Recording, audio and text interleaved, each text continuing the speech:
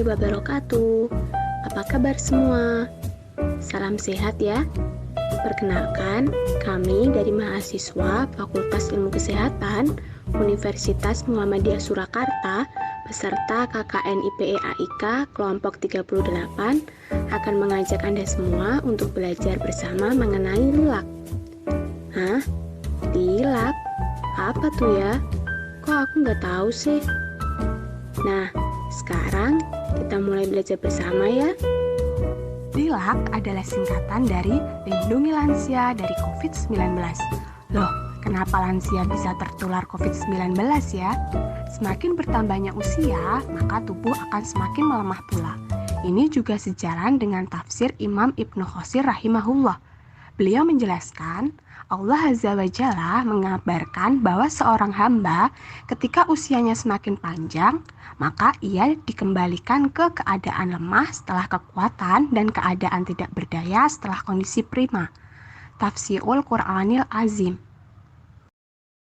Nah, berikut terdapat beberapa protokol kesehatan yang harus dipatuhi. Berikan pengertian tentang COVID-19 pada lansia. Kakek atau nenek, sekarang kita di masa pandemi COVID-19, yang mana COVID-19 merupakan penyakit yang disebabkan oleh jenis coronavirus baru, yaitu SARS-CoV-2, yang menyerang sistem kekebalan tubuh dan pernafasan, terlebih pada lansia yang mengalami penurunan fungsi tubuh.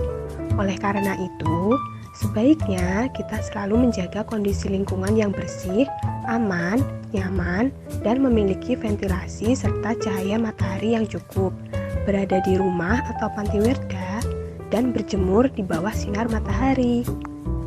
Memiliki istirahat yang cukup dengan pola istirahat untuk lansia, yaitu segera tidur ke kamar tidur jika mengantuk, baik di pagi, siang, ataupun malam hari dengan total tidur 6-8 jam sehari. Menjaga jarak 1 meter atau lebih dengan orang lain, menghindari bersentuhan, bersalaman, bercium pipi, jauhi orang sakit, memakai masker dan sering cuci tangan pakai sabun, makan makanan dengan gizi seimbang, serta bila diperlukan minum multivitamin. Jika memungkinkan, tunda pemeriksaan secara langsung ke rumah sakit atau puskesmas, gantikan dengan konsultasi melalui WhatsApp atau telepon dengan dokter penanggung jawab didampingi oleh pengasuh. Pastikan persediaan obat cukup dan diminum secara teratur. Jauhi keramaian, perkumpulan, maupun kegiatan sosial. Hanya orang-orang yang sehat dan tidak ada riwayat terpapar dengan lingkungan yang berisiko penularan dapat menemui atau mendampingi lansia. Untuk mencegah tertularnya COVID-19, salah satunya adalah dengan meningkatkan imunitas tubuh dengan mengkonsumsi gizi seimbang. Lalu, apa saja ya makanan yang perlu dikonsumsi lansia? Yang pertama, sumber karbohidrat, seperti nasi, roti, dan jagung. Konsumsi 3-4 porsi per hari. Yang kedua, protein hewani, seperti ayam, ikan, daging, telur, dan susu. Yang ketiga, protein nabati, seperti tahu, tempe, dan kacang-kacangan. Konsumsi 2-4 porsi per hari. Yang keempat, sayur-sayuran, seperti kangkung, bayam, tomat, dan wortel. Konsumsi 3-4 porsi per hari. Yang kelima, buah-buahan, seperti pisang, alpukat, kiwi, dan melon. Konsumsi 2-3 porsi per hari.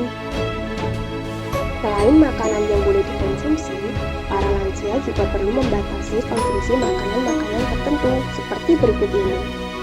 Program pembatasan G4, G1, L5 yang artinya konsumsi gula maksimum 4 sendok makan per hari, konsumsi garam maksimum 1 sendok teh per hari, konsumsi lemak maksimum 5 sendok makan per hari.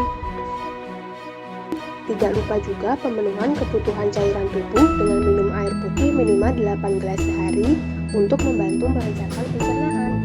Resiko tertularnya COVID-19 lebih tinggi karena penularan bisa melalui air liur yang dikeluarkan saat bersin atau batuk. Maka, perlu penerapan kebiasaan baru untuk mencegah penularan tersebut, yaitu dengan cara etika batuk dan bersin. Terus, bagaimana sih langkah-langkah melakukan etika batuk dan bersin yang benar? Yang pertama, menutup hidung dan mulut saat batuk atau bersin menggunakan tisu atau dengan lengan baju bagian dalam. Caranya adalah dengan menekuk siku dan mengarahkan bersin ke lengan baju bagian dalam. Yang kedua, jika menggunakan tisu, maka langsung dibuang ke tempat sampah.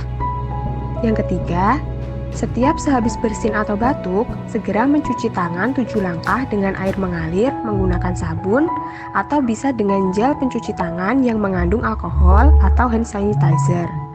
Yang keempat, pencegahan yang paling utama adalah selalu gunakan masker, terutama saat flu atau saat keluar rumah. Yang kelima, jangan pernah untuk membuang ludah atau tisu bekas bersin atau batuk di sembarang tempat. Lalu, bagaimana pencegahan lansia agar tidak tertular COVID-19 dari orang-orang terdekatnya? Apakah ada cara untuk mengetahui siapa saja anggota keluarga yang sudah tertular COVID-19 lebih awal? Caranya adalah dengan melakukan pengecekan suhu tubuh secara rutin. Dianjurkan di dalam satu rumah harus memiliki minimal 1 termometer ya. Pengecekan suhu tubuh tidak hanya dilakukan saat sakit saja, tetapi setiap hari, terutama sehabis keluar rumah. Tapi kan nggak tahu cara pakai termometernya bagaimana. Cara mengecek suhu tubuh dengan termometer digital. Termometer digital bisa didapatkan di apotek atau toko alat kesehatan ya.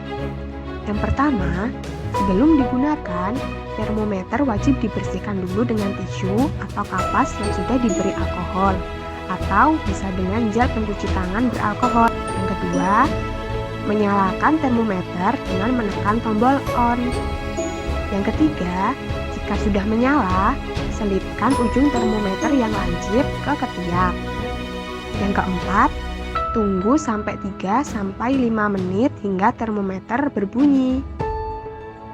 Yang kelima, ambil termometer jika sudah berbunyi, lalu baca hasil suhu tubuh yang tertera di termometer.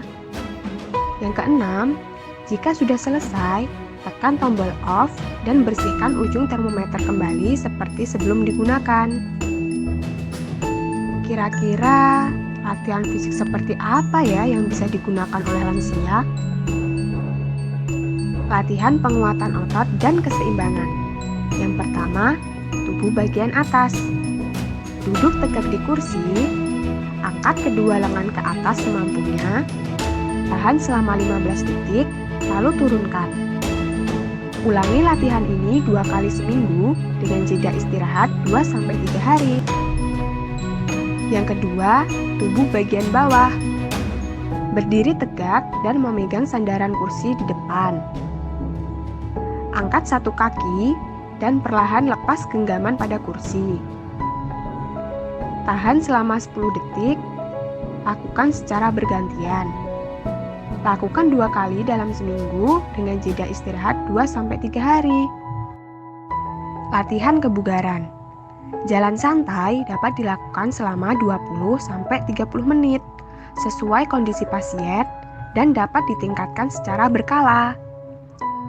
Lakukan setiap hari, terutama pada pagi hari. Nah, itu dia upaya-upaya untuk dapat menjaga lansia dari COVID-19. Lansia sehat, kualitas hidup meningkat. Wassalamualaikum warahmatullahi wabarakatuh.